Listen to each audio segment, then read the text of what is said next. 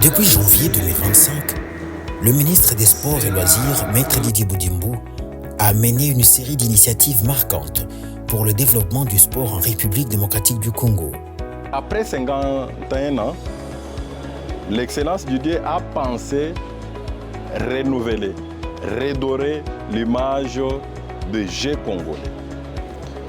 Il nous a appelés, nous avons appris à travers les différents intervenants ce qu'il faut faire afin que les sports puissent évoluer, afin que nos talentsiers puissent aller de l'avant et puissent aller aussi représenter la République démocratique du Congo à travers le monde entier. Du 27 au 31 janvier, Kinshasa a accueilli l'Atelier national des sports et loisirs, réunissant des ministres provinciaux et d'autres acteurs du secteur. L'objectif de cet atelier était de dresser un état des lieux des sports dans les provinces et de préparer la 4e édition des Jeux congolais, prévue pour juillet 2025. Et nous avons vite compris que notre patron national, que je cite, son Excellence M. Didier Boudimbo, fils du Congo et puis sportif congolais, a pensé aussi aux différentes provinces pour que les représentants de chaque province viennent assister, relever les défis que nous appelons présenter chaque province, l'état de lieu de chaque province afin de relever certains défis pour promouvoir aussi notre sport et loisirs au niveau de nos provinces. En février, Maître Didier Boudimbo a également honoré Eliezer Koubanza, champion du Brave CF 91, et s'est engagé à soutenir sa carrière internationale. Le ministre a promis un accompagnement gouvernemental pour ce combattant invaincu, soulignant qu'il est un fier ambassadeur de la RDC. Oui, c'est une ceinture que j'ai eue étant meilleur athlète africain et un autre trophée. Après, j'ai signé en tant que professionnel, donc je suis invaincu avec 7 combats. Alors, je ramené la ceinture pour lui présenter cette ceinture et il y a une autre ceinture qui va arriver aussi bientôt. Oui, je combats sous une promotion appelée Brave Combat Federation vers le Moyen-Orient et précisément King of Bahrain. Et voilà, c'est à l'étranger dont je combats. Oui, ça va jusque-là avec mon équipe. Je suis un athlète professionnel. Donc, je suis revenu au pays montrer mes mérites et que le pays me soutienne aussi dans ma démarche. Mais jusque-là, nous nous battons avec ce que nous avons. Voilà. Le ministre a également rencontré le comité de normalisation de la FECOFA pour discuter de la reprise du championnat national de football et des stratégies de préparation aux compétitions internationales avec des éliminatoires cruciales à venir pour la Coupe d'Afrique des Nations et la Coupe du Monde 2026. Gouverner, c'est prévoir. Nous avons eu une très bonne séance de travail avec son Excellence, Monsieur le ministre. Il était question que la Fédération présente au ministre le calendrier de toutes les compétitions auxquelles la République démocratique du Congo a souscrit et puis s'est qualifiée. Donc en prévision de cela, il fallait prendre des stratégies possibles pour qu'il n'y ait pas de brisquerie. Parce que très souvent, les dossiers entrent juste à la veille, mais cette fois-ci, nous avons voulu que tout se prépare normalement pour qu'il n'y ait pas de couac possible, que les compétitions se jouent comme sur les roulettes, comme on dit. Le ministre a été très réceptif et d'ailleurs, c'est dans sa politique, dans sa conception, de voir des choses de cette direction-là. Et nous avons été contents, comme lui aussi a été satisfait de notre rapport. Et nous pensons vraiment que pour les rares fois, notre pays va être représenté à bon escient et puis avec une rapidité. Le 20 février, en marge des préparatifs pour les obsèques de la légende du catch Edingwe Mapima, Maître Didier Boudimbo a rencontré la famille et les responsables du catch en RDC. Merci mingi na oya seli pour la biso. Tout merci mingi pas président de la République. Ce qui était n'engé ministre sport a consulté qui est a vu ma coquille nyonso oya pesi na famille Dingwe. Tout merci mingi. Ba catcher ba de belé ba kufa. Ba catcher na lokana monde catch. Ba catcher belé ba kufa na basala bango bongo te nde baosala edingwe famille nanga mobimba bana esengo moko akosalana te ya kobanda par koremercier bakonzi ya mboka na manso oyo basali mpo na liwa baobsèque ya ndeko na biso edingwe mampima moto na ngenge vraiment tolobi grand merci na son excellence monsieur Didier Boudimbu na manso oyo asali modèle à s'investir mpo na makambo ekoma ntina suka amemaki ye ntina Maroc nzambe abengi ye sikoyo on s'apprête pour ke Korea. Vraiment merci beaucoup na manso esalemi. Finalisant les détails pour le rapatriement de sa dépouille. Le ministre a salué l'héritage de Mapima, une icône du sport congolais. La République démocratique du Congo se souviendra toujours de ce grand champion qu'il était.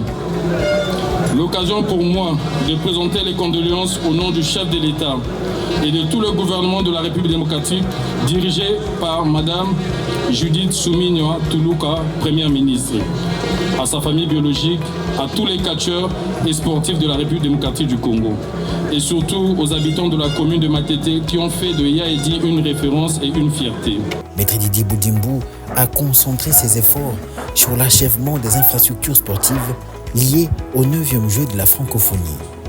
Avec la construction des stades municipaux en cours, il a souligné la nécessité de doter la RDC d'infrastructures adaptées à la pratique du sport de haut niveau.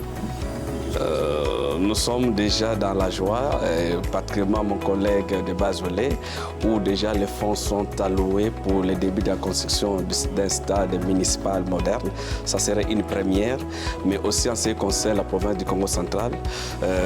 L'excellence, monsieur le ministre nous a dit qu'il va effectuer incessamment une descente dans la province du Congo central.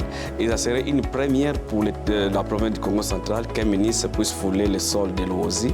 Et donc déjà la population de l'Ouosi peut déjà se préparer à accueillir les ministres des Sports qui viendront non seulement pour venir faire les discours par rapport à la guerre qui prévaut dans l'est de notre pays, étant donné que le chef de l'État donne toute son énergie pour ça, mais le ministre vient aussi mobiliser la population du territoire de l'Ouosi pour que cette population puisse adhérer à la vision du chef de l'État, mais aussi s'enquérir de l'état des infrastructures sportives du territoire de l'Ouosi. Une régie des infrastructures sportives devrait être mise en place pour garantir la gestion et l'entretien des équipements à travers le pays.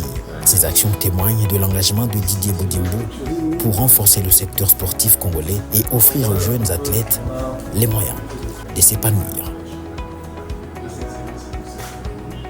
Parallèlement, le ministre a soutenu l'initiative du ministère de la Santé en donnant son sang pour sauver des vies dans l'est du pays, un geste symbolique encourageant les sportifs à suivre son exemple.